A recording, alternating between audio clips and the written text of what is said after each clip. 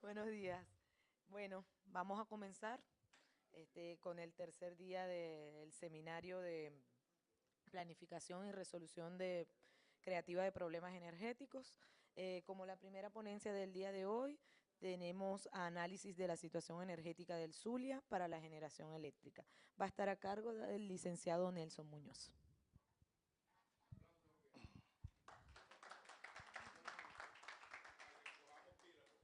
Buen día. Bueno, como digamos que mi participación en el seminario se debido a que Julio Escalona no pudo asistir, no estaba del todo planificado, de alguna manera fue un plan de contingencia. Ujú. Eso es correcto.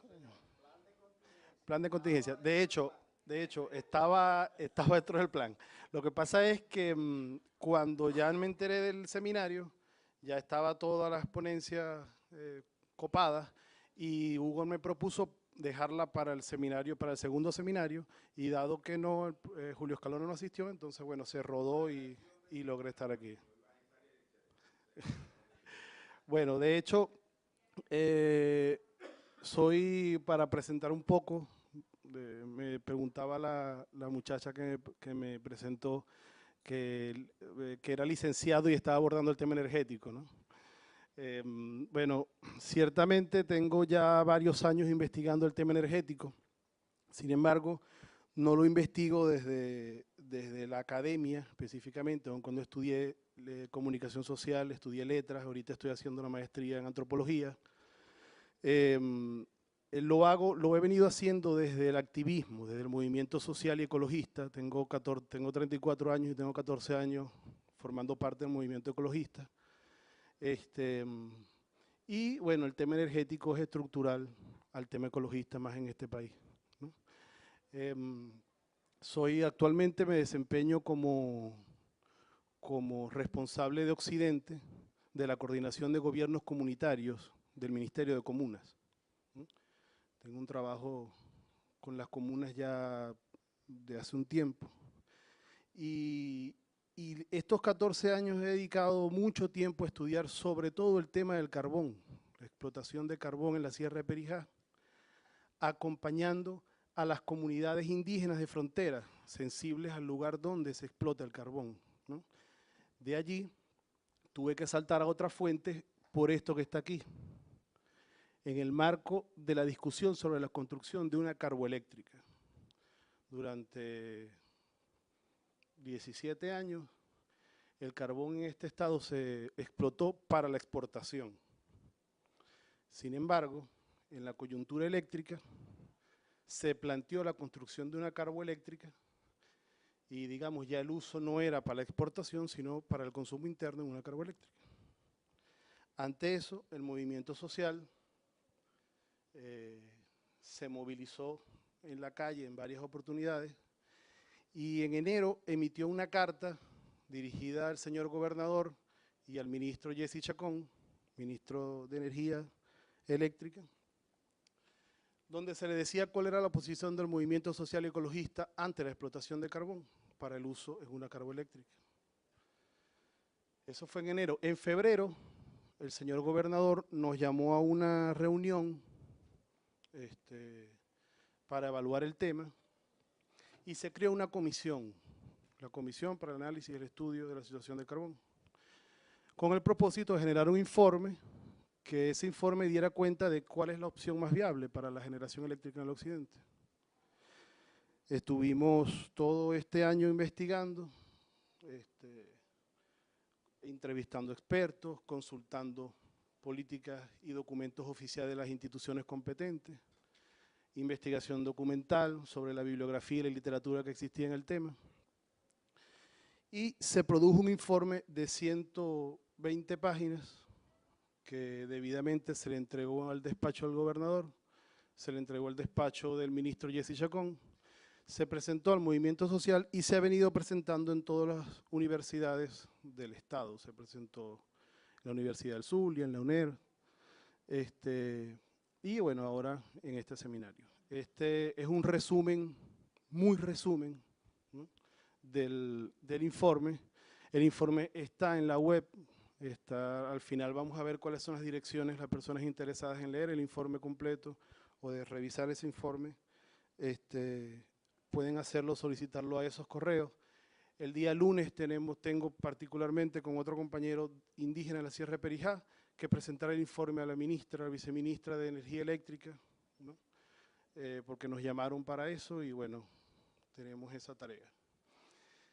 El informe consta básicamente de 3 partes. Sin embargo, aquí en el resumen no las vamos a ver ampliadas las 3.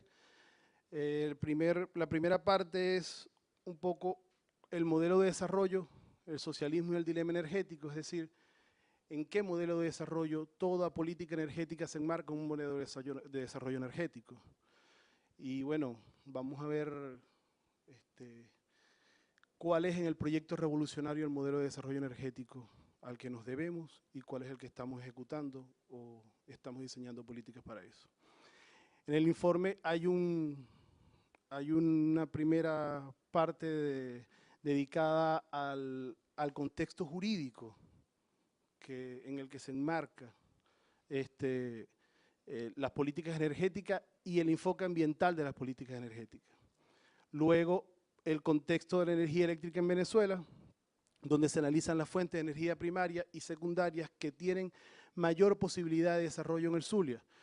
Cuando decimos mayor posibilidad de desarrollo, no quiere decir que no tengamos posibilidades de otras fuentes de energía eléctrica. Ciertamente allí faltan muchas fuentes, pero las que más desarrollo tienen hasta este momento que encontramos son las que vamos a ver. ¿Okay?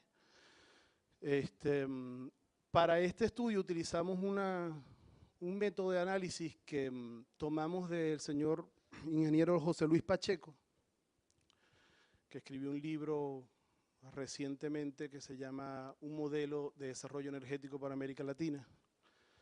Él habla del balance energético interno. El balance energético interno de un territorio considera 3 aspectos. El primer aspecto es las reservas que se tienen de una fuente de energía primaria en un territorio. El segundo elemento es las posibilidades de transformación en ese territorio de la fuente de energía primaria. Y el tercer elemento es el consumo de ese territorio de energía. Todo esto está enmarcado en una dimensión que nos engloba, que es el patrón de consumo energético. Para eso, aplicamos, digamos, esa categoría de análisis a cada una de las fuentes de energía primarias es lo que se desarrolla en el segundo punto. En el tercer punto, que es este que está acá, es una hoja de ruta que tiene consideraciones finales y sugerencias ante cuál es el modelo a utilizar o cuál es la fuente a utilizar según las necesidades que el Ministerio para la Generación Eléctrica ha declarado, ¿no? Nosotros consideramos, dale Carrión a la siguiente. Bueno, esto es un poco cómo se denomina el informe, Opción Energética para el Zulia en el marco de la discusión sobre la construcción de una carboeléctrica. En el informe, en la reunión con el gobernador, se sumaron 2 puntos de agenda, que es la reforestación de las cuencas y la discusión sobre el uso del carbón, y la contaminación del estuario de Maracaibo, que hasta ese momento le llamábamos Lago de Maracaibo, pero luego de una serie de foros con la comunidad científica de la Universidad del Zulia, sobre todo los biólogos de la Universidad del Zulia que han estudiado durante años ese estuario, sustituimos en nuestro vocabulario la palabra lago por estuario, ¿no? Dado que el lago nunca fue lago, sino que siempre tuvo una veta salina que le entraba por el Golfo y que eso le da unas características distintas a la definición que técnicamente se conoce como lago. Sin embargo, en este informe nos dedicamos a explicar lo que corresponde al tercer punto, es la discusión del carbón como uso para la energía eléctrica. Dale, Carrión. Nosotros comenzamos con 3 variables, con 4 variables, que consideramos indispensables para que la investigación que hicimos sea vinculante, ¿no? O sea, tenga alguna aplicabilidad y no quede en un papel ahí quedado, muerto, pues. Primero, la voluntad política para dar cumplimiento al quinto objetivo de la patria.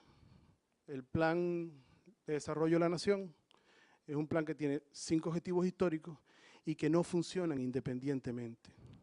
Interpretar el tercer objetivo y desarrollar solo el tercer objetivo por alguna institución del Estado sin responder o sin ver qué consecuencias, qué impacto tiene el tercer objetivo en los otros 5, es un enfoque reduccionista del Plan de la Patria. Lo que decía un poco el profesor cuando ayer hablaba del impacto ambiental, qué recurso era más amigable o menos amigable, ¿no? El presidente Chávez fue bastante valiente como un líder político al sumar a un plan de desarrollo el aspecto ambiental. Difícilmente un país que dependa un 93% de su economía de la extracción de un recurso toque el tema ambiental tan frontalmente como lo tocó el presidente Chávez, colocándolo como un objetivo histórico. Eso le sacó el cuerpo, el tema ambiental se le sacó el cuerpo durante todo el siglo XX y durante el siglo XXI, que es un tema que inminente, que podemos negarlo o no, pero negar un problema no lo invisibiliza, no lo soluciona, lo invisibiliza, perdón, pero el problema sigue creciendo. Eso es como si nosotros tuviésemos cáncer y quisiéramos negar que tenemos cáncer. Nosotros podemos asumir que no tenemos cáncer, pero el cáncer no se va a detener si no lo atendemos, ¿no? Entonces, esa primera variable es indispensable para asumir la política energética de un país y de un continente en este caso. El acceso a la información. El acceso a la información tiene que ver con un problema que nos encontramos nosotros. En Venezuela hay una crisis enorme de la data, del acceso a la data científica, a los indicadores serios, ¿no? Nosotros decíamos durante esa investigación que la crisis de la política moderna se puede resumir en la relación de la política con la verdad. ¿En qué medida nosotros hacemos una política sincera y tiene una relación con la verdad seria? No decimos una cosa, diseñamos planes y hacemos otra. Y el movimiento social, dado que no lo paga ninguna institución, tiene una relación en la política con la verdad muy estricta, porque lo que lo mueve es la voluntad de transformación. Es igual que la comunidad científica. El científico investiga en busca de la verdad, pero desde la ética, como decía el profesor ahora. Entonces, nosotros siempre relacionamos qué mueve al investigador de corazón y qué mueve al movimiento social. Y es una búsqueda de la verdad en una relación seria con la verdad. Cosa que en la dirigencia política en general, en todas partes del mundo, es una relación en crisis. La articulación el acceso a la información. ¿Por qué hago esta acotación? Porque la información que, además de que no se consigue, además de que es dificilísimo encontrarla,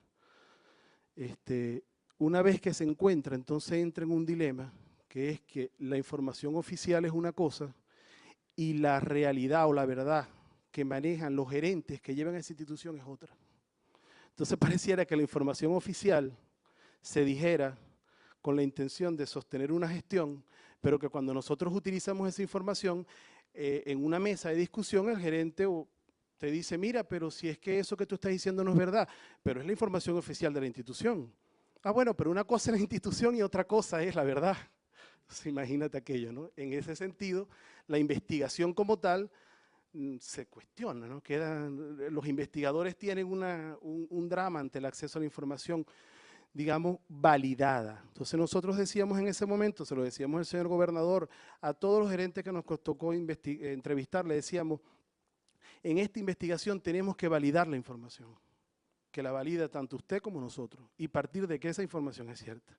Si no, ninguna investigación es seria, si no nos manejamos sobre supuestos. El tercer aspecto es la articulación de esfuerzos, es decir, en un proyecto político protagónico y democrático y protagónico, participativo y protagónico, tenemos que entender que las investigaciones de la comunidad científica, de la sociedad organizada, de los grupos ambientalistas, no puede ser sencillamente consultada. No puede ser sencillamente, lo escucho y yo decido la política. Entonces seguiríamos hablando de una democracia representativa. En este caso, tiene que haber una articulación de esfuerzos donde la participación se da en el diseño, en la investigación, en el diseño y en la ejecución de la política. El seguimiento de la sociedad organizada es indispensable en un sistema democrático. Es indispensable. Entonces, en ese sentido, en este país lo quedó clarísimo en el seminario, lo han dicho otros ponentes, que hay capacidad de la sociedad, de la comunidad científica para resolver los problemas que tenemos, no solo en materia energéticos, educativos, culturales. Quedó muy evidente, muy en evidencia en las ponencias anteriores. Y las decisiones consensuadas, un poco lo que decía anteriormente. Es decir, no es que yo te escucho y yo decido. Yo te escucho y consensuamos las decisiones. Porque el que padece las decisiones políticas es el pueblo, no necesariamente el dirigente político. Quien padece la explotación de carbón son las comunidades de la frontera.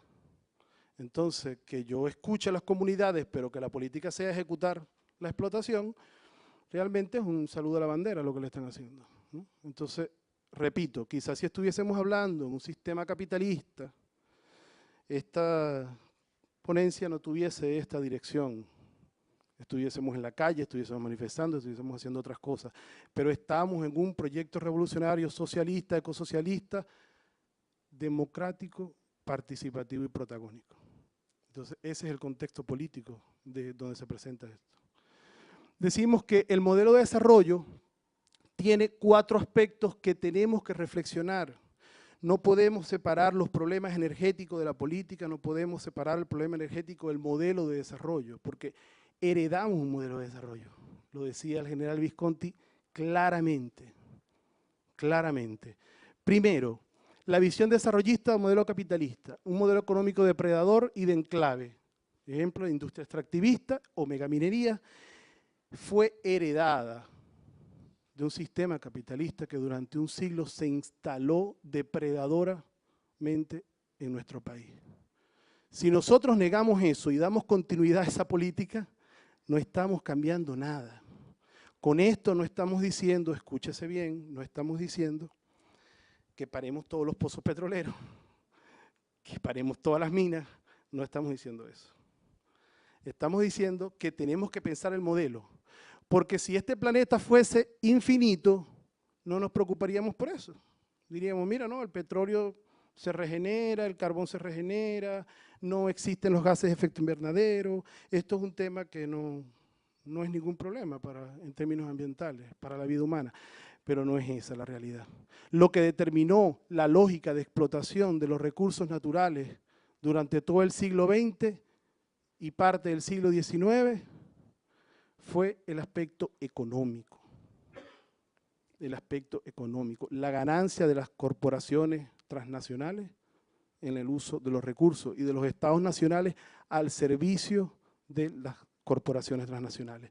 Entonces, en ese sentido, tenemos que partir de una reflexión necesaria sobre cuál es el modelo que heredamos y cuál es el modelo que vamos a desarrollar, que tiene un objetivo histórico expresado en el 5º objetivo. Segundo, la superación del modelo capitalista a través de la materialización del ecosocialismo de acuerdo al contexto venezolano. ¿Eso qué quiere decir? Eso quiere decir que el ecosocialismo bien puede ser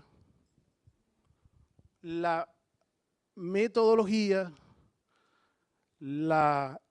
producir el conocimiento científico para avanzar en la construcción de una patria viable que sostenga la vida en el planeta, porque lo que está en peligro no tanto es el planeta. El planeta es un cuerpo vivo que se reajusta y que según las condiciones que se generan, vuelve a buscar una manera de ajustarse a las realidades. Pero la vida en el planeta... Correcto. Pero la vida en el planeta sí está en peligro. La vida humana en el planeta sí está en peligro. ¿Okay? Entonces, tenemos dos opciones. O caminamos como unos burros ciegos hasta una pared que tiene un tope finito, o pensamos de qué manera nosotros sostenemos la vida en el planeta. Porque es cierto que nosotros podemos cambiar, ya existen las energías o la tecnología para cambiar la matriz energética mundial, es cierto. Pero también es cierto que hay un aspecto cultural que determina el uso de esas energías. Y eso no se dan en cambios en espacios de tiempos cortos, son cambios epocales. Nosotros seguimos explotando carbón y consumiendo en el patrón de consumo que tenemos, y consumiendo petróleo en el patrón de consumo que tenemos. Y ¿quién nos dice nosotros que a vuelta de 100, 150 años, cuando ya podamos trascender el modelo energético, el ser humano va a estar en la capacidad de cambiar su patrón de consumo? ¿Quién nos dice a nosotros eso? Todo nos dice que no se puede cambiar. De hecho, la literatura producida por las empresas eléctricas en este país, no necesariamente la revolución, pero en la revolución del 2003, en el BEM produjo un texto que se llama La energía que trabaja en silencio, donde dice, donde explica en uno de sus capítulos, que el patrón de consumo eléctrico del maracucho fue estimulado, modelado por las transnacionales que eran propietarias del servicio eléctrico.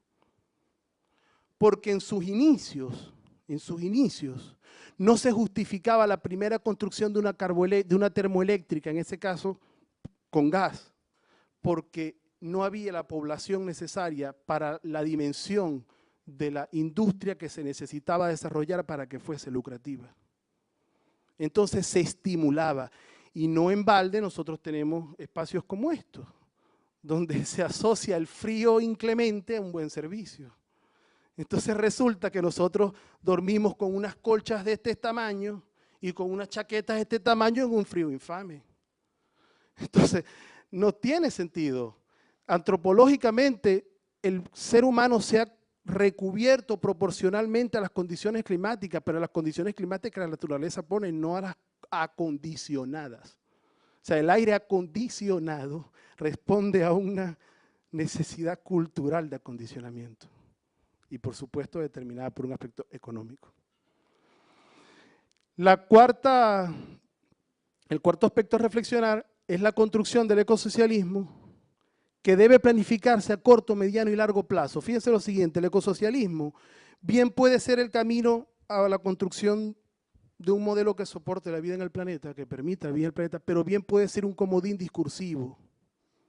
Un comodín discursivo en los albores del siglo XXI que calme al movimiento social, a los movimientos ecologistas, a los preocupados por el ambiente, que van a señalar toda política depredadora del ambiente. Entonces, no, ya lo incluí. Y entonces ahí vemos, y hay dirigentes de izquierda latinoamericana que este tema le suena, le suena como soda cáustica a los oídos, ¿no? Que nosotros lo denominamos un nuevo desarrollismo de izquierda. Un desarrollismo de izquierda que cuando nosotros lo comparamos con la política de la derecha histórica, nosotros vemos que se tocan la cola, que soportan sus políticas sobre la misma base material.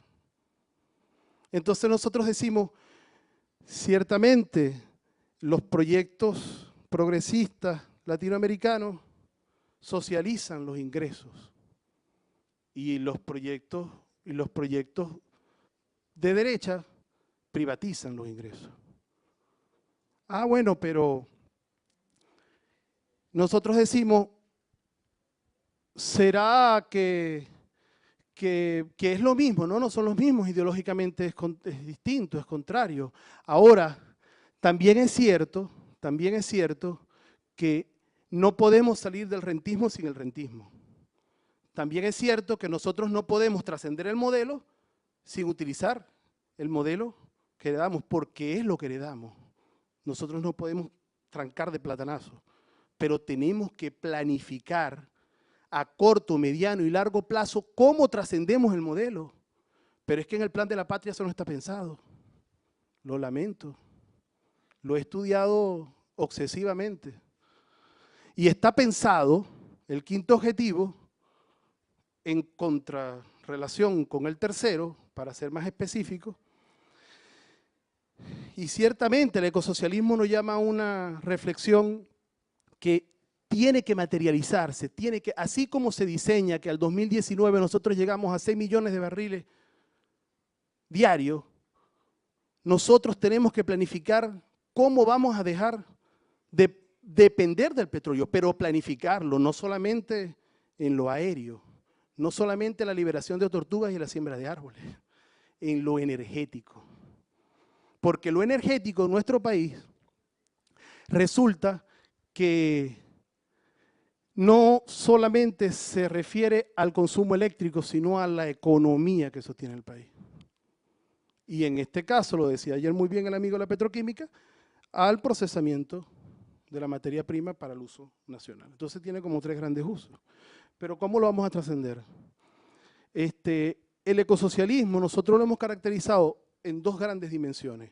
En una dimensión teórica, que da para mucho, para muchísimo, y en una dimensión práctica, donde la aplicabilidad ha sido muy reducida.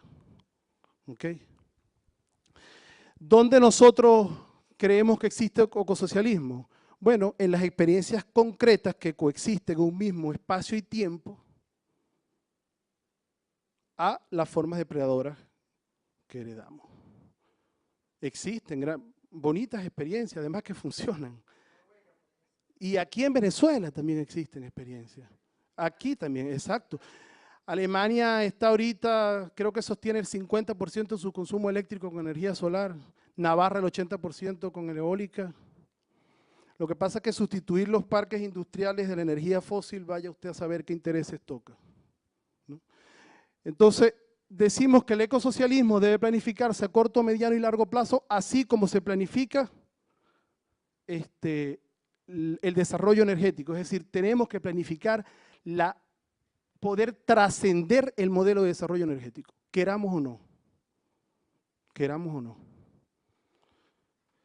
Un momentico atrás. Este aspecto tiene que ver con que nosotros en la discusión, en este debate, tenemos que sincerarnos desde una política seria y de una posición sincera sobre validar o no conceptos críticos a la visión desarrollista que han sido expuestos y propuestos a partir de la segunda mitad del siglo XX. Es decir, desarrollo sostenible y perdurable o sustentable y teorías como la del decrecimiento. Cuando el presidente Chávez habla mucho de Pérez Alfonso, ¿recuerdan? De Juan Pablo Pérez Alfonso. Nosotros leyendo, investigando Pérez Alfonso, vemos que Pérez Alfonso tenía distintos en su pensamiento. A lo largo de la obra y de las posiciones que sostuvo ante el tema, tuvo distintos momentos, como lo tuvo el presidente Chávez también. El presidente Chávez, si algo caracterizó al presidente Chávez fue que evolucionó su pensamiento. Pérez Alfonso al principio hablaba, ante la nacionalización, de la soberanía petrolera, de la necesidad de la soberanía petrolera. Incluso después de la nacionalización habló de lo que se llamó la desnacionalización, de cómo las corporaciones transnacionales se aprovechó del proceso de nacionalización para digamos, prescindir de responsabilidades que tenía anteriormente, pero tener los mismos márgenes de ganancia, incluso más. ¿Okay? Ahora bien, también habló Pérez Alfonso de la necesidad de diseñar el techo de la producción petrolera. Y también habló Pérez Alfonso en un tercer momento de decrecer para darle paso a otras formas de economía.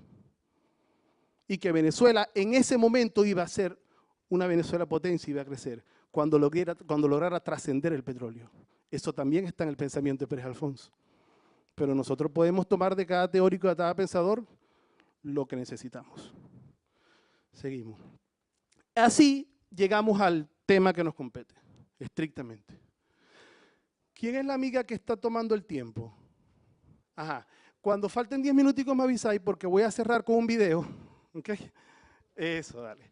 Entonces, fíjense la generación. Esto que está aquí, nosotros tenemos información de algunos de datos de Corpolet que varían relativamente de estos números, pero manteniendo lo que decíamos al frente de la validez de la información, tomamos información oficial. Ustedes se meten en la página de Corpolet y van a encontrar esos números que están allí. Nos van a decir que Venezuela tiene una capacidad de generación instalada de 24.000 megavatios, ¿ok? Y que consume cerca de 18.000 megavatios, ¿ok? En el territorio nacional. Nos va a decir también, esto tomado además de PDVSA, en el documento que presenta la carboeléctrica, porque la carboeléctrica es un proyecto de PDVSA Construcción Occidente, con Carbozulia. PDVSA es mayorista, no es accionista significativo de Corpolet, porque cuando se tocó armar la corporación nacional, hubo que comprar empresas y los recursos los tenía PDVSA. Entonces PDVSA es accionista de Corpolet. En ese documento se dice que el Zulia tiene una capacidad de generación de 1.700 megavatios y que consume, su demanda es aproximadamente 2.321. Según Corpolet, el Zulia consume en sus horas tope, que es de las 8 de la noche a las 10 de la noche, aproximadamente 2.800 megavatios. Y tiene una capacidad instalada cerca de 2.300 megavatios, solo que una cosa es la capacidad instalada y otra es la capacidad de generación. Son dos cosas distintas. Esto nos lleva, en esta relación que está aquí, seguimos abocándonos a estos números, a importar del Sistema Interconectado Nacional cerca de 621 megavatios. Ahora bien, hay que considerar estos aspectos que tenemos aquí. Fíjense lo siguiente. ¿Cómo se genera, cómo está integrado el sistema de generación de Venezuela? El Sistema Eléctrico Nacional tiene generación, transmisión, distribución y abastecimiento. Son las 4 fases del sistema eléctrico. La generación de Venezuela está, según Corpolet, en estos porcentajes. El 62% de la generación es hidroeléctrica del oriente, en el complejo hidroeléctrico. El 35% en centrales termoeléctricas con combustibles líquidos y gas. Y generación distribuida, que bueno, hay que ver hasta dónde es generación distribuida, porque ahorita hay unos sistemas de termoeléctricos que trabajan con diésel que Corpolet llama generación distribuida, pero es una generación distribuida muy entre comillas, porque la generación distribuida, que tú necesites la materia prima de otro territorio, bueno, no es tan generación distribuida, ¿no? Ciertamente es una generación distribuida que no depende del Sistema Interconectado Nacional, pero la materia prima para poder generar depende de un lugar, de un territorio distinto a donde está el sistema de generación, ¿no? Ahora bien, esto que está aquí han sido argumentos a Corpolet que a nosotros nos han parecido unos señores argumentos. O sea, unos argumentos que hay que considerar, ¿ok? Y que hay que darle respuesta a eso. Primero, es necesario diversificar la generación. No podemos depender en un 62% de una misma fuente de energía cuya fuente primaria depende de un factor climatológico. Es decir, si hay una sequía, a nosotros nos afecta el sistema interconectado significativamente. Segundo, reducir la pérdida por transmisiones a larga distancia. Nosotros importamos, según Corpolet, según el ministro, en una declaración en julio del 2013 en la Asamblea Nacional, importamos desde el oriente al occidente del país cerca de 2.500 megavatios, con una distancia larguísima. Al occidente del país, entendiendo occidente del país, Falcón, Yaracuy, Zulia y ¿qué? Ok, y Lara. Y aproximadamente 2.500 megavatios se pierden en la transmisión a larga distancia. ¿Okay? Entonces, el ministro dice que nosotros necesitamos generar, el ministro dice que nosotros necesitamos generar en Occidente. ¿Por qué necesitamos generar en Occidente? Porque, por un lado, volcamos tensión a las redes de transmisión. Y al volcar tensión a las redes de transmisión, esto se reduce, dice el señor ministro. No. A ver, te explico. Nosotros tenemos una capacidad de generación en el Guri muy superior a esto. Transmiten 5.000 llega a 2.500, se pierde 2.500 en la transmisión. ¿Ok? Entonces, generando desde Occidente, nosotros podemos recuperar estos 2.500 megavatios que se pierden. Estos 2.500 megavatios, exacto, que se pierden en la transmisión. ¿Ok? Y estos 2.500 que los estaríamos recuperando, redistribuyendo las zonas más cercanas del lugar de generación, que es en Oriente. ¿Ok? Ahora bien, esto ningún venezolano puede oponerse a esto es claramente necesario. O sea, claramente necesario. Nosotros no podemos darnos el lujo de perder esa cantidad de megavatios. ¿Okay? Ahora, ahí entra en un dilema donde algunos dirigentes políticos pareciera que buscaran enredar la discusión, porque una cosa es la necesidad en la coyuntura eléctrica, eso es una cosa. Y otra cosa muy distinta es el problema energético, es decir, cómo generamos lo que necesitamos generar. Ahí eso es lo que vamos a nosotros rapiditos a ver. Es decir, nosotros estamos de acuerdo con eso. Estamos de acuerdo con que tenemos que generar desde Occidente. El asunto es cómo generamos de Occidente. No podemos generar con la forma más contaminante. Sí tenemos otras fuentes, más limpias y menos costosas. Sigamos. Estos son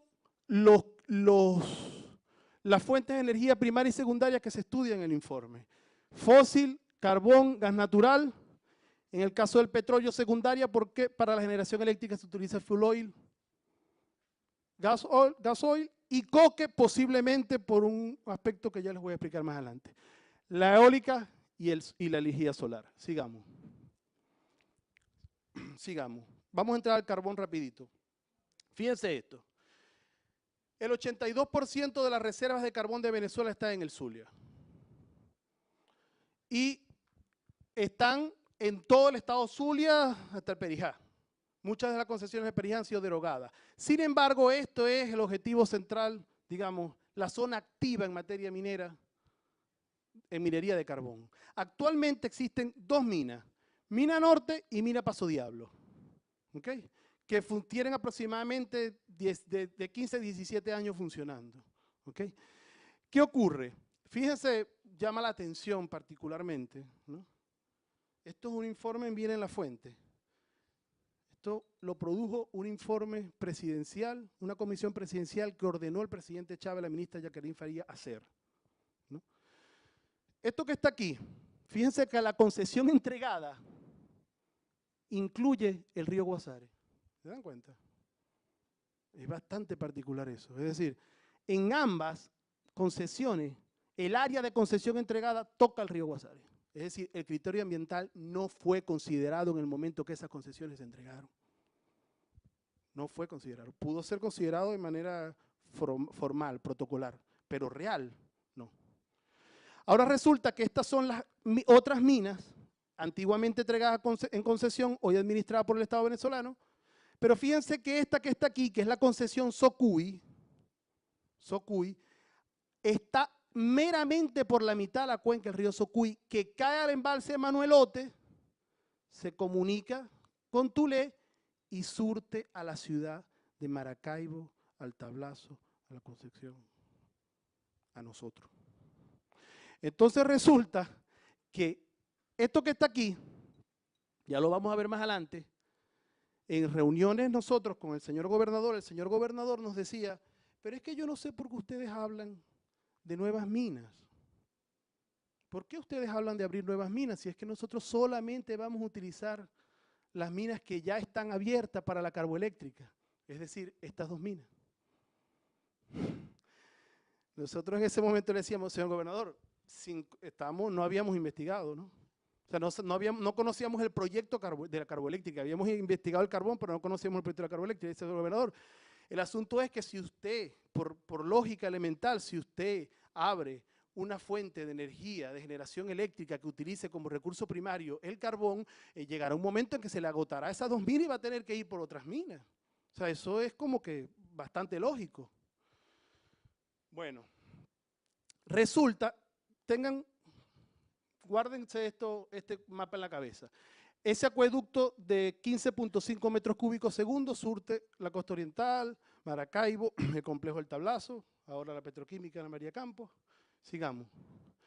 El área entregada en concesión en total es esta. 7.250 en estas dos minas. Actualmente están impactadas, ocupadas por la minería, 1.763, quedan por explotar 5.487. Según estudios realizados por la Subcomisión de Fuentes de Energía Alternas de Corpoelec Zulia, dice que esta área que está ya ocupada por la carboeléctrica, por el carbón, por la explotación de carbón, no es suficiente para generar 1.000 megavatios años en una carboeléctrica. Esta área. Es decir, según los estudios que hace Corpoelec, la Subcomisión de Energía Alterna, es necesario llegarle en muy corto plazo, una vez iniciadas operaciones en la carboeléctrica, al área de explotación, el área de la concesión no explotada aún. ¿Se acuerdan que el área de concesión incluía el río Guasare? ¿No? Lo que vimos atrás. Resulta que actualmente, en ese informe de la ministra de la Comisión Presidencial, actualmente hay serios cuestionamientos a la manera como han sido tratadas esas minas. Serios cuestionamientos ambientales, entre otras cosas porque las fosas con agua, que con altísimas concentraciones de sulfatos, muchas veces son achicadas tirándolas al río, cuando el Ministerio de Ambiente está mirando para arriba o sencillamente no está ahí presente. Sigamos. Ajá, da un momentico para atrás. Estas fue la mayor producción alcanzada por estas dos minas, fue 6.8 millones de toneladas métricas año y 1.2 millones de toneladas métricas año. Seguimos, Carrión. Esto que está aquí es las muestras tomadas por el Ministerio de Ambiente y por el ICLAN de todos los valores que ustedes están viendo en rojo, son valores que están por encima de la normativa ambiental venezolana en sulfatos, plomo, cadmio, cianuro y mercurio, en aguas superficiales y en aguas de fosa. Esto que está aquí es de una comisión presidencial, no son inventos míos. Sigamos. Esto que está aquí. A ver, resulta que cuando nosotros hablábamos con el señor gobernador y el ministro Chacón lo decía también, que se pensaba reducir el impacto ambiental, entre otras cosas, porque se piensa construir la carboeléctrica a boca de mina, es decir, en la misma mina Paso Diablo, allí se piensa construir la termoeléctrica. Y en ese sentido, el impacto que genera el traslado del carbón se reducía, ¿no? Un impacto que cada gandola de esas genera, según estudios de la Universidad del Zulia, 0.25% del volumen que transporta la gandola queda en partículas en el aire en el recorrido que va hasta el puerto, ¿no? Entonces, digamos que esto que está aquí es la mina, Paso Diablo, y aquello que está allá es una carboeléctrica. El señor gobernador nos decía en ese momento, pero es que ustedes no conocen la tecnología china, que es una tecnología de punta altísima y que reduce las emisiones de CO2. Es cierto. Primero, China produce el 70% de la energía eléctrica que produce con carbón. Segundo, China tiene esa tecnología, no es de ellos 100%. China, para poder venderle esa tecnología a Venezuela, tiene que triangular. Tiene que comprar tecnología a otros países, aunque parezca mentira. Y China no todas sus termoeléctricas a base de carbón tienen esa tecnología, que es los ciclos combinados completos, la captura de CO2, la inyección de carbón pulverizado. La inyección de carbón pulverizado eleva la capacidad calórica, en esa medida se necesita menos volumen de carbón. Los ciclos combinados reinyectan al sistema los gases y generan más electricidad. Ahora bien, reduce la emisión de gases, no los elimina por 100%. Reduce la emisión de gases. Ahora bien, eso con respecto a la carboeléctrica. Y con respecto a la mina, porque la mina, no hay tecnología en el mundo que quite los impactos ambientales de esta mina. No hay tecnología en el mundo que nos lleve a explotar una mina a cielo abierto deforestando bosques, sin deforestar bosques, sin desviar ríos, sin contaminar agua, sin contaminar suelo, sin contaminar aire. Esto sí no ha sido superado por ninguna tecnología en el mundo. Los alemanes y los españoles están cerrando minas como locos por las consecuencias que le trajo. Entonces, vamos a lo que significa. Sigamos. Esto que está aquí es, vamos a hacer para no extendernos mucho en esto, lo económico. El proyecto de Carboeléctrica cuesta 7.000 millones de dólares y la generación de 1 megavatio año cuesta 8.5 millones de dólares. Es la energía más costosa y más contaminante. La recuperación de la inversión es a 30 años, sin contar los costos operativos y administrativos de mina. Es decir, extraer el recurso no está sumado a estos 30 años. De hecho, una de las condiciones que pusieron los chinos, que es la empresa Sinohydro, es decirle, no, pero los costos de la extracción de minas son de ustedes. Nosotros construimos la carboeléctrica y recuperamos en 30 años la inversión en un plan de financiamiento con el Estado venezolano, pero los costos de la mina les recomendamos que tienen que exportar un volumen para poder hacer sostenible a los 1.200 trabajadores de Corvo Zulia, porque si no, ¿quién sostiene esos costos? Entonces ahí empezamos entonces a ver un poco la contradicción en la conversación con el gobernador, porque él nos decía que era para el uso interno, que no se pensaba exportar. Pero resulta que una de las recomendaciones que le hacen los chinos es que un volumen es para la carboeléctrica, pero que otro volumen tiene que ser exportado para hacer sostenible los costos operativos de la mina. Dale un momentico adelante. Aquí vemos en lo social, atrás, a la mina, aquí. Vemos que es la única fuente de energía cuya extracción, en el caso del mineral, cuya extracción tiene una resistencia activa por las comunidades que están en la zona. Y no es una resistencia activa de sí, que no exploten, que no. Son comunidades indígenas guayú que tienen proyectos sustentables, productivos, museos, ecomuseos, radios comunitarias, proyectos de siembra. Es una zona arqueológica riquísima. Hay quien tenga la oportunidad de ir, petroglifos, vasijas que están enterradas, que cada vez que la lluvia pasa se saca una vasija. Y que el Estado venezolano está en el deber de investigar y de estudiar esas reservas arqueológicas y entender cómo vivían nuestros antepasados con la naturaleza, en lugar de explotarlas, porque ahí sí es verdad que es irreparable el daño. Cuando yo le decía al general Visconti lo de las poblaciones indígenas, cierto que somos cerca del 5 al 6% de la población venezolana son las comunidades indígenas y son minoría, es cierto, pero en ese sentido no se puede establecer una relación cuantitativa en la conformación constitutiva de una sociedad. ¿Por qué no se puede establecer constitutiva? Porque recuerdo que el genocidio más bárbaro de este continente se hizo con la llegada de los españoles y en mayoría existían cerca de 1.500 matrices culturales y cerca de 1.000 matrices lingüísticas en este continente cuando llegaron los españoles. Y todo el continente se levantaron los estados nacionales sobre una lengua ajena, dos lenguas ajenas, 3 lenguas en el caso del norte, ajenas a las 1.500 matrices lingüísticas que existían. Entonces, en este momento no puede ser cualitativa la relación. Esa era una carta que personalmente le escribí a Luis Brito García diciéndolo porque era un argumento que utilizaba Brito García, que el 5% de la población no podría determinar el 95% de la población en el uso, el aprovechamiento de los recursos. Sí, pero ¿cuál es la necesidad que tenemos de ese recurso, por un lado? Y por otro lado, nosotros de ese 5% no lo podemos considerar cuantitativamente, sino cualitativamente. Las formas de construcción del ecosocialismo y del socialismo mismo, nuestras referencias más directas no están en la Unión Soviética, están allí. Y para entender la relación sujeto-sujeto, sujeto-naturaleza, que no lo resolvió la Unión Soviética, por cierto, están en las comunidades indígenas que sí lo resolvieron. Porque entendieron en sus mitos fundacionales que la naturaleza y el ser humano no están separados. Que lo que yo le haga a la naturaleza me va a venir a mí, obligatoriamente. Entonces, un momentico ahí.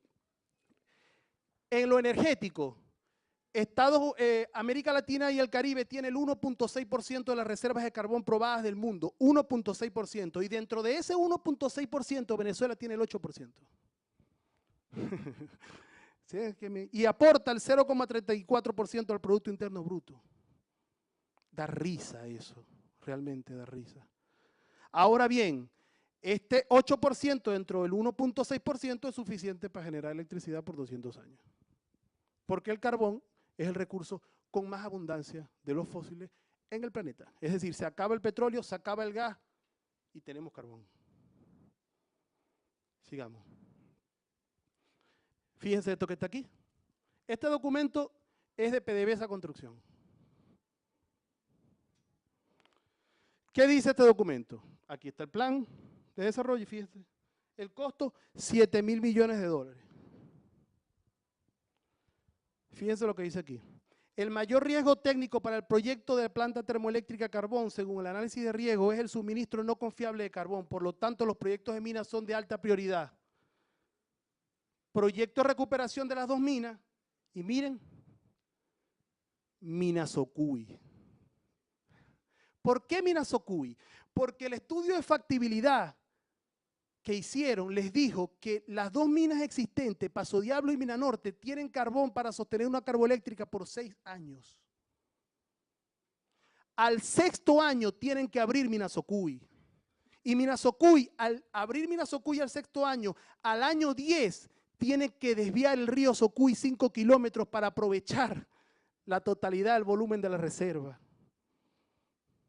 Y al año 21 de abrir Minasocuy se acaba el carbón de Socuy. Y los chinos pidieron 30 años para recuperar la intervención. 6 de las minas abiertas, más 21, son 27. Y los otros 3, vamos por Mina Cachirí, que está sobre el río Cachirí. Entonces resulta que esto no es un tema de los ecologistas solamente. Es un tema de lo que tomamos agua en el Zulia. Porque el río Socuy y el río Cachirí son los que nos alimentan de agua, más allá de la biodiversidad, porque resulta que, como hicieron el río Ruhr en Alemania, bueno, sí, vamos a desviar el río 5 kilómetros, pero están solamente pensando desde un punto de vista economicista, repito, en el recurso hídrico.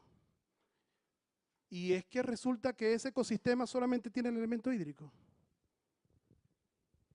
Vamos a tener un recurso hídrico contaminado. ¿Y la biodiversidad? Porque es que resulta que esa agua es esa agua por la biodiversidad del ecosistema. Por las piedras que contiene, por el suelo que contiene, por la vegetación que está a las orillas de ese río. Eso es ese ecosistema. Entonces, no podemos seguir atendiendo el tema energético desde el punto de vista económico. Es una enfermedad heredada del capitalismo. Es una enfermedad que en tanto no nos dimos cuenta en ese momento que afectaba la vida, pues pudimos no verlo, pero a estas alturas, en pleno albor del siglo XXI. Sigamos. Esto que está aquí es sencillamente el plan de la Secretaría de la Gobernación, donde dice que potencialmente se pueden producir 3 millones de toneladas métricas para 1.000 megavatios y se puede exportar de 7 a 12 millones de toneladas métricas. Sigamos. Vamos a darle rápido porque ya me queda muy poquito tiempo. Estas son las conclusiones. Los combustibles líquidos están en picada en el mundo. Por los actos, por las altas tasas de emisión que tiene, por los altos costos que significa en el caso de Venezuela, podrían ahorrarse esa quema que es subsidiada por el Estado para ser exportada y tendría significativos ingresos. Entonces, fíjense la capacidad instalada, fíjense cómo bajó, o sea, sigamos.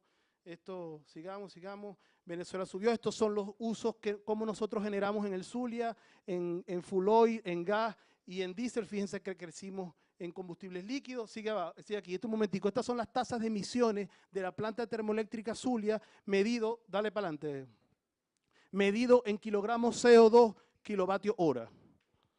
Sigamos. Sigamos.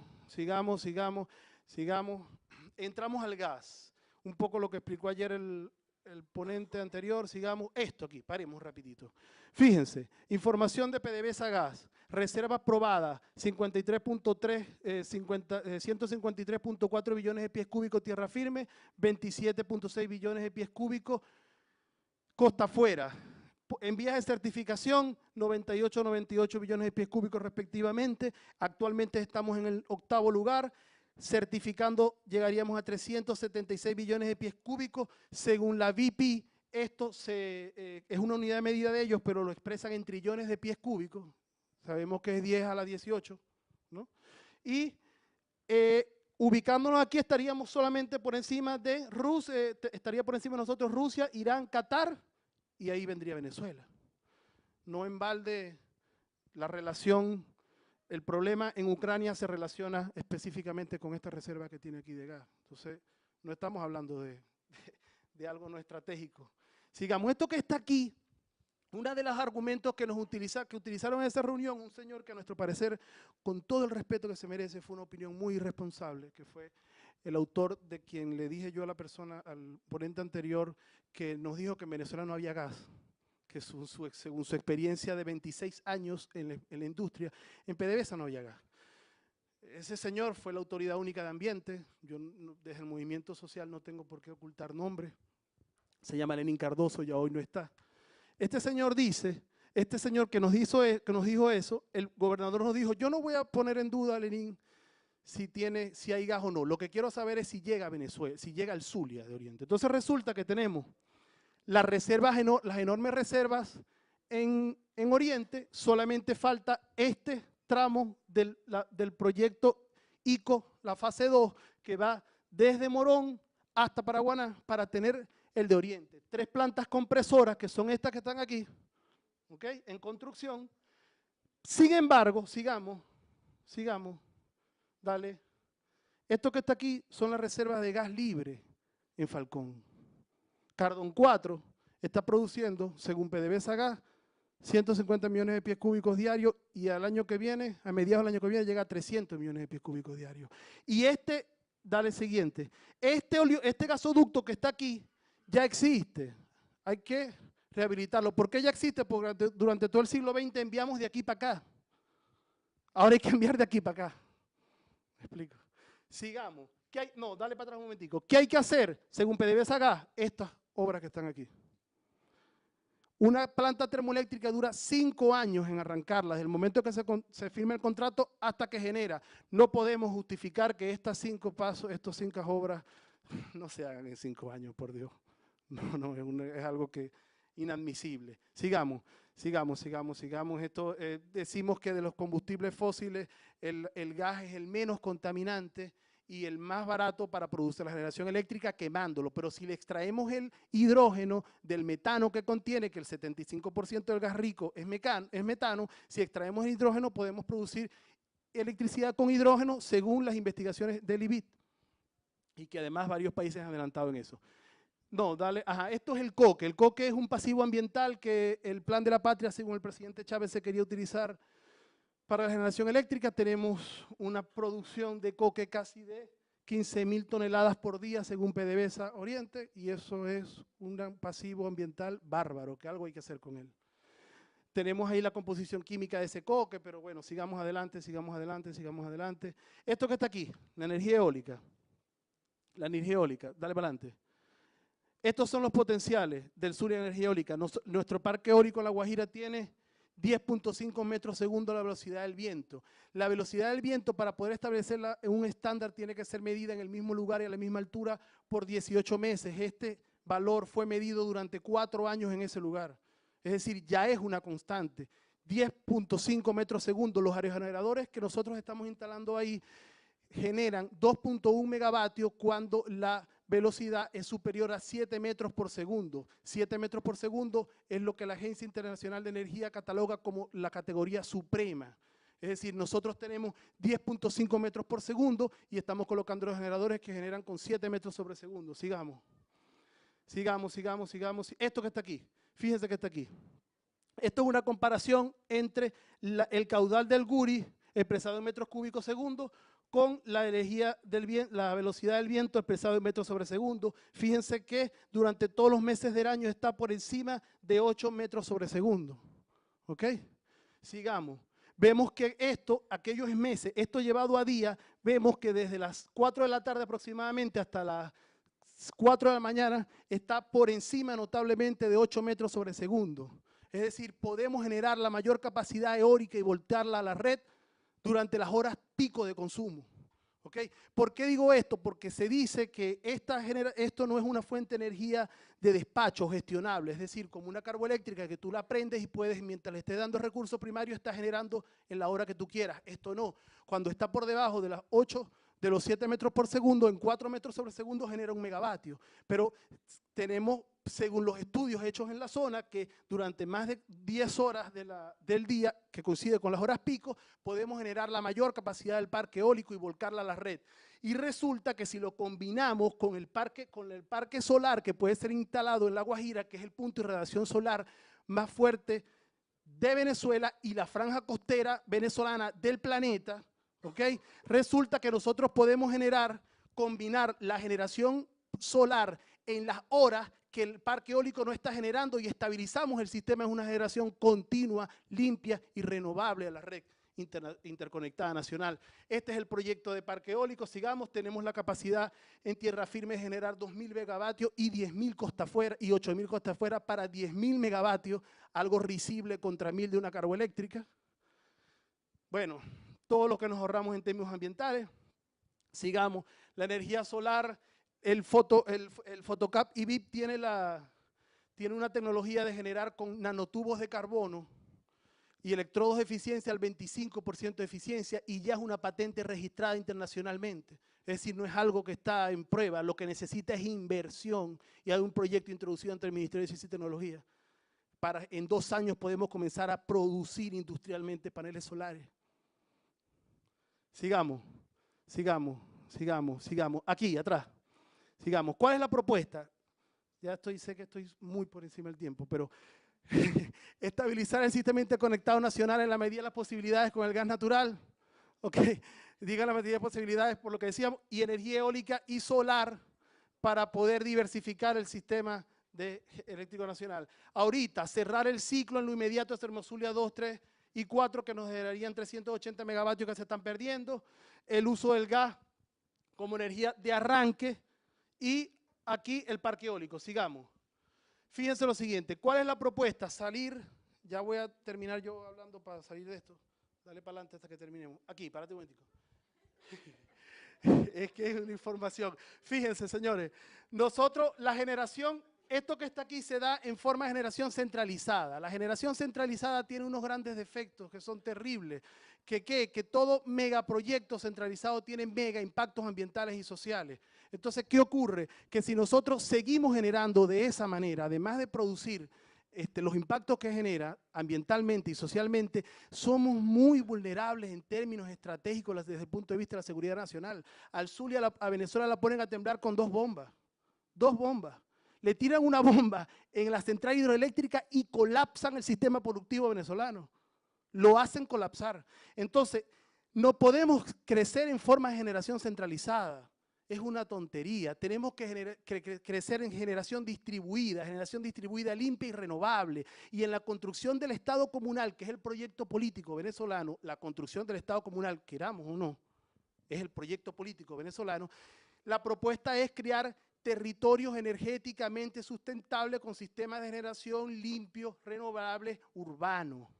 De manera que nosotros, la capacidad instalada que tenemos en combustibles líquidos, que es cerca del 35%, la podemos ir descargando progresivamente sin colapsar el sistema en la medida que vamos creando territorios energéticamente sustentables. Estamos trabajando ahorita en eso con la comuna Flor Montiel y Corpoelet, para poder crear territorios energéticamente sustentables, descargar esos megavatios al sistema interconectado nacional y dejar esta capacidad instalada como generación de reserva. ¿Por qué generación de reserva? Porque todo país debe tener en un parámetro internacional cerca del 20% de la capacidad de generación instalada de reserva. Es decir, que si alguna parte del sistema colapsa, el país tiene que estar en la capacidad de prender el 20% de generación para estabilizar el sistema. Entonces, esto que está aquí, que es contaminante, lo descargamos en energía limpia progresivamente, luego de estabilizar el sistema con lo que vimos, con la eólica que vimos anteriormente, y vamos descargando esto.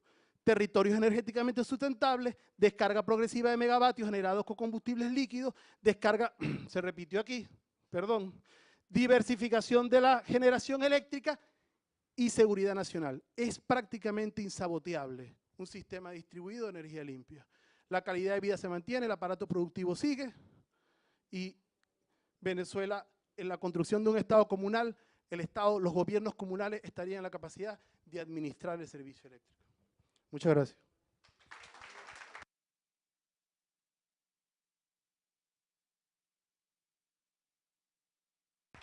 Muchas gracias, Nelson. Muy buena tu participación. Bueno, sí tiene, ajá, vamos a empezar con las preguntas. Hay un videito que dura 4 minutos que quiero ver.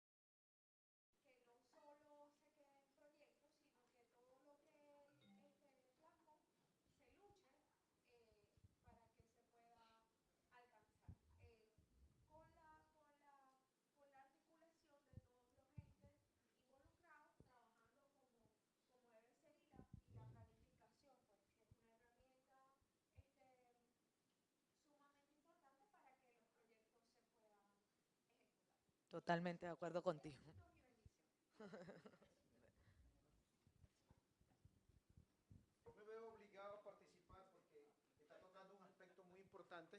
que nosotros investigamos.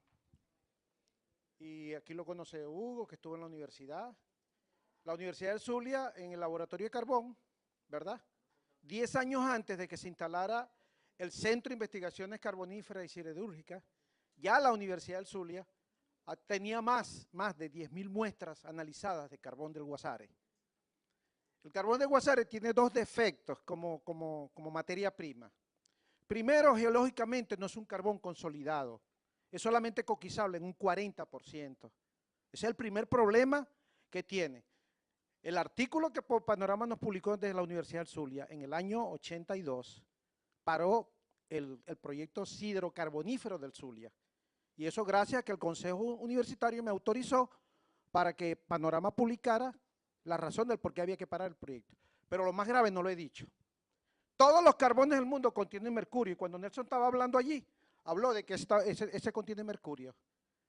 La siderúrgica iba a tirar 5.000 toneladas, 5.000 toneladas, de 1 millón de toneladas que se iban a quemar en la siderúrgica, 5.000 toneladas de mercurio iban a caer al lago. Ahora, analicen ustedes las consecuencias. Ah, pero si ponen la carboeléctrica igualito, ese mercurio va a ir a la atmósfera. ¿Y a dónde va a ir después? El mercurio es uno de los, después del oro es el más pesado. Son 13.6 gramos por centímetro cúbico. Entonces, ¿qué significa eso? Que va a caer al estuario, va a contaminar a todos los peces y de ahí en adelante va a ocurrir lo que ocurría en Los Jovitos, en Palmarejo y en toda la costa oriental donde las mujeres parían niños sin cerebro, niños sin manos y sin brazos por el mercurio. Entonces, yo también me sumo a esa comunidad para pedirle al gobierno nacional, especialmente al gobernador de Zulia, que por favor ese proyecto que no vaya.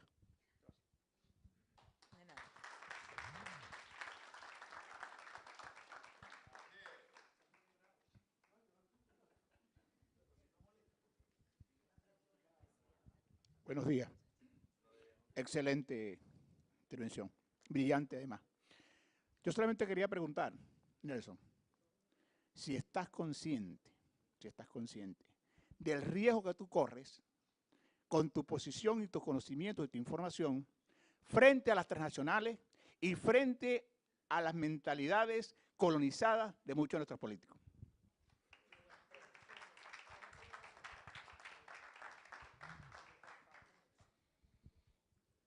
Sí, sí, es un tema que conversamos, pero no soy yo solo, somos muchos. No van a tener que hacerme lo que me vayan a hacer a mí solamente, que es lo importante. Lo importante no es que yo desaparezca físicamente, lo importante es que eso no se logre.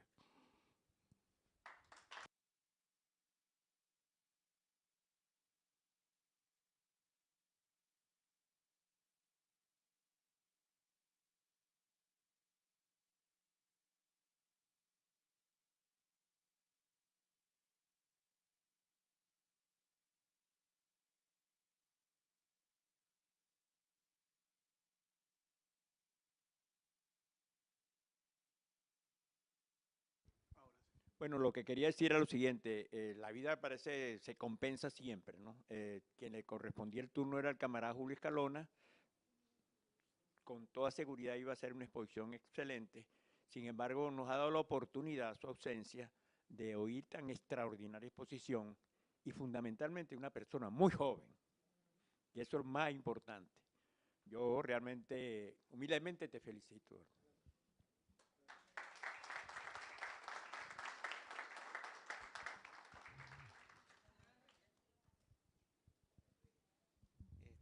Buenos días. Este es un tema que, bueno, tenemos tiempo discutiendo, pues. Nuestro amigo y hermano, el profesor Luis Portillo, ha venido trabajando con esto desde hace años, ¿no? Un dato que tenemos que tomar en cuenta es que por cada tonelada de carbón se producen 5 toneladas de escombros. O sea, por 1.000 toneladas son 5.000 toneladas. Se puede imaginar el hueco que vamos a abrir. Yo diría que desde la Luna van a decir, ve, allá en Maracaibo, ve, allá está el Zulia, del viaje de...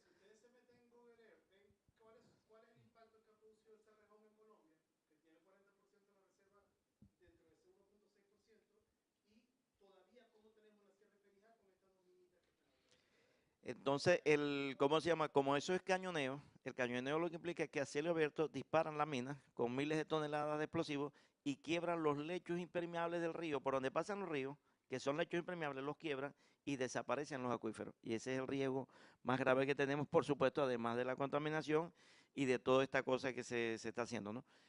Una observación que vi en la lámina, que cuando habla de los chinos dicen que ellos rescatan un porcentaje del gas, pero ¿cuánto? O sea, de la parte contaminante que va al ambiente, ¿cuánto recuperan? Ok, pero entonces en todo caso sigue siendo una trampa, pues nos están entrampando y que los chinos tienen esta tecnología y podemos estar, no, ahí no hay posibilidad de negociar, porque eso está en los lechos de los ríos, que es donde está la vida de este caso del estado Zulia. Ok.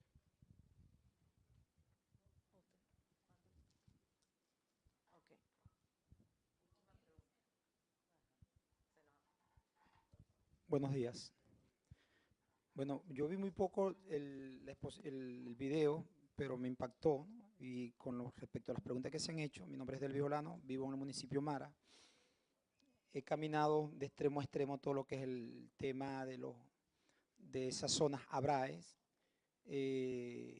zona fronteriza, y hay una pregunta que quisiera hacer. ¿Cómo preparar nosotros, nuestro pueblo, cuando nosotros hemos visto hace años atrás a uno de los defensores más fuertes que había en la parte ambiental de nuestro municipio,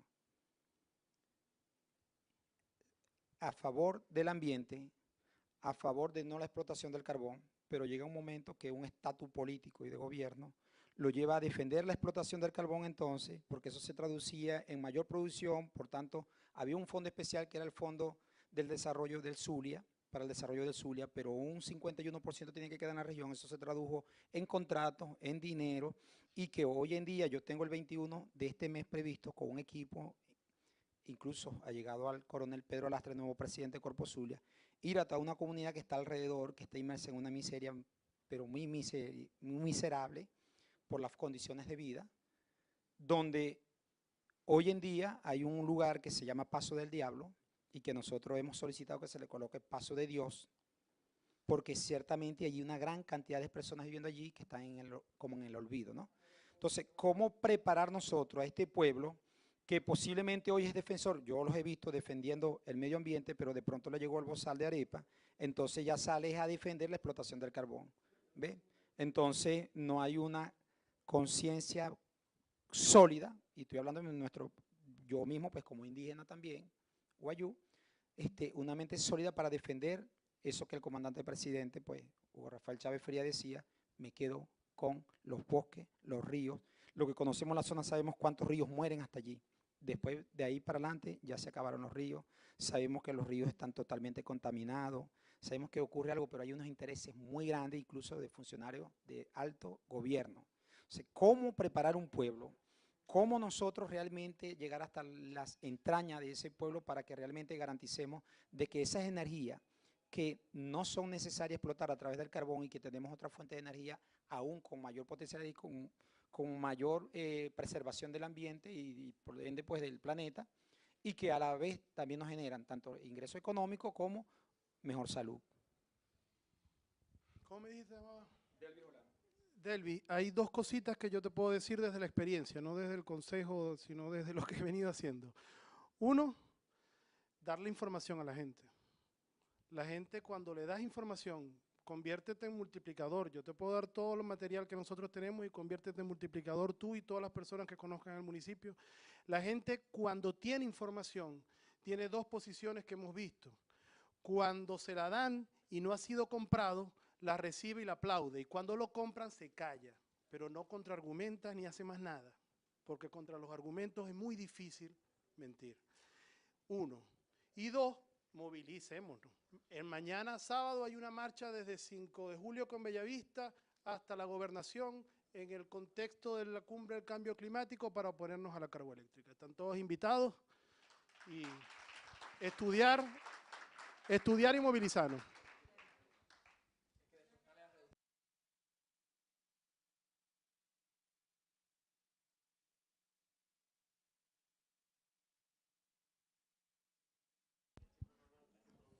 Ayer en la exposición escuchamos de uno de los ponentes el puerto de aguas profundas, ¿no?, que tiene que ver también con la explotación de carbón. ¿Qué breve comentario nos haría sobre el puerto establecido y proyectado? Bueno, repito, rapidito, que ya le toca al otro ponente. Desde Movimiento Social Ecologista nosotros debemos militar en la verdad. Nosotros investigamos y convocamos a la comunidad científica a debatir el Puerto Bolívar, Puerto América anteriormente. Ese puerto va a convertir al lago de Maracaibo en un pozo séptico. Eso es lo que va a pasar ahí. Ese puerto no es un proyecto del gobernador Heres Cárdenas. Eso no, ustedes revisen el proyecto, el plan de gobierno de Omar Barbosa. Revisen los proyectos anteriores, revisen la IRSA, el plan Puebla-Panamá. Eso es un viejísimo proyecto de los Estados Unidos de Norteamérica. Entonces, ahí es cuando nosotros decimos, ¿cuál es el socialismo que tributa a qué? No queremos una economía de puertos, pero entonces, ¿por qué vas a construir un puerto si la integración es para abajo? La integración es para abajo, ¿por qué vas a construir un puerto para salir al Atlántico? ¿Por qué vas a salir un puerto para salir para el norte? Le vas a dar el carbón, le vas a dar el petróleo, le vas a dar el gas.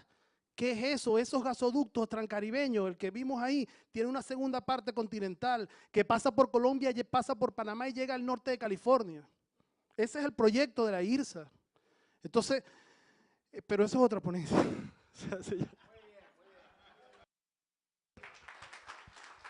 De nuevo, muchas gracias. Miren, en las redes, quien quiere información, en las redes está el informe, en la cuenta Twitter, No al Carbón en el Zulia, y en la, No al Carbón Zulia, y en Facebook también, No al Carbón, hay información, está el informe, estamos todo el tiempo enviando por allí data. Bueno, para continuar.